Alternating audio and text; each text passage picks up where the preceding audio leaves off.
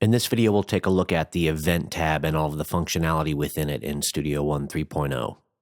The Event tab houses a ton of useful functionality that you'll use quite often. We can add markers here, which will open our marker area along the top of the Arrange window. We can rename our audio and MIDI events, and if there are overlapping events on our track, we can send an event to the front for playback or to the back to reveal what's underneath. We can mute, toggle mute, and unmute events. If we've selected an area using the Range tool, we can add an arranger section for that selection in order to quickly be able to rearrange entire sections of the song for experimenting. We can bounce our selection, which will join all regions together as one, or we can bounce to a new track. Merge events will combine all individual events into one, and split at grid, trim start, and trim end to cursor do exactly that. Cut regions to where our cursor is.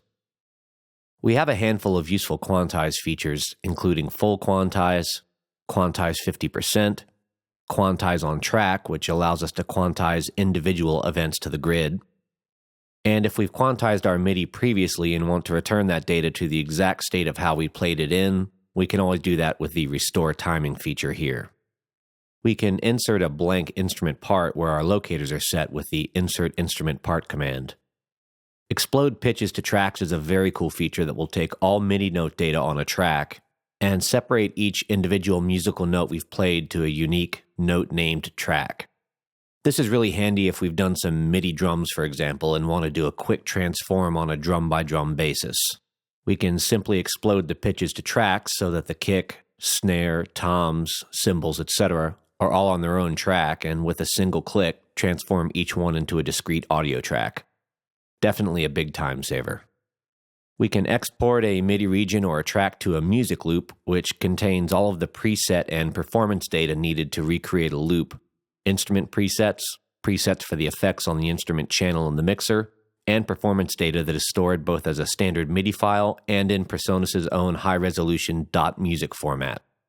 We can export multiple parts to a single MIDI file with the Export Parts to MIDI File command here. It's worth noting, however, that by simply dragging and dropping from the Arrange window to a location in the Files browser, we can quickly and easily export MIDI files as well. And if I hold the mouse down, you'll see that we have the option to export either a MIDI file or a music loop, which we can toggle back and forth between using Command on Mac. And with audio files, the same dragging and dropping works, but we have the option to toggle WAV file with rendered insert effects with Command on Mac, so we can very easily export our file with inserts this way. Remove part automation lets us take the automation off of our track or tracks. We can quickly render our instrument tracks or separate any shared copies we may have so that editing one will not affect all other copies of a region. It's also worth noting that right-clicking on a region will give us access to most of these controls as well.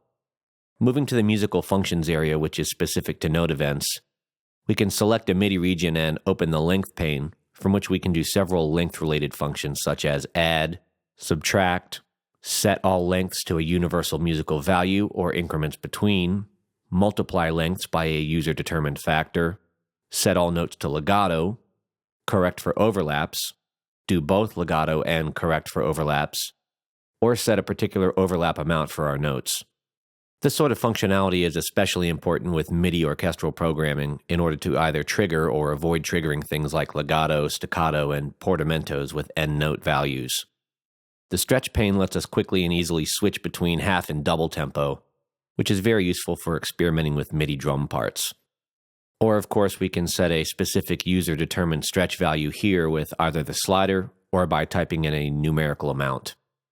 We can quickly and easily transpose notes here, or set all of our notes to a particular note value.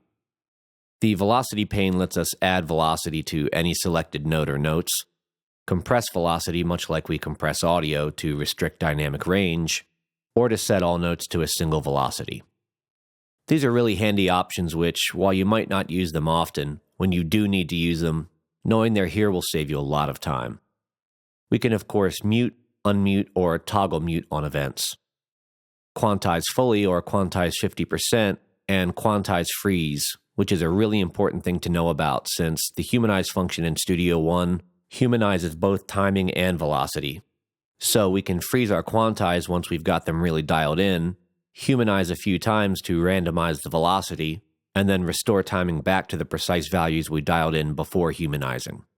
We can easily quantize note ends here in order to have only our MIDI note ends snap to the grid, in order to avoid messy overlaps or sustained pedal issues if our sustained messages are snapped to the grid. The humanize function, as I mentioned, randomizes both timing and velocity, and has a really nice overall human feel to it. We can continue to humanize over and over to have things continue to become less accurate, and if we go too far with that, we can humanize less to bring things back closer to the quantized values. If we ever want to restore the timing and/or velocities of how we originally performed the part, we can do that here. And freeze velocity will do just that.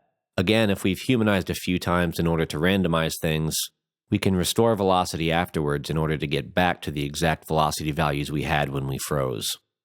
Delete double notes deletes any notes which are duplicates on top of one another. Delete short notes and splitted grid do exactly what you'd expect, and merge events will combine multiple regions on a track to one single continuous region. So as you can see, we have a lot of critical functionality within the Event tab, which, once you familiarize yourself with, will save you a lot of time when working on your music. Thanks for watching, and we'll see you in the next video.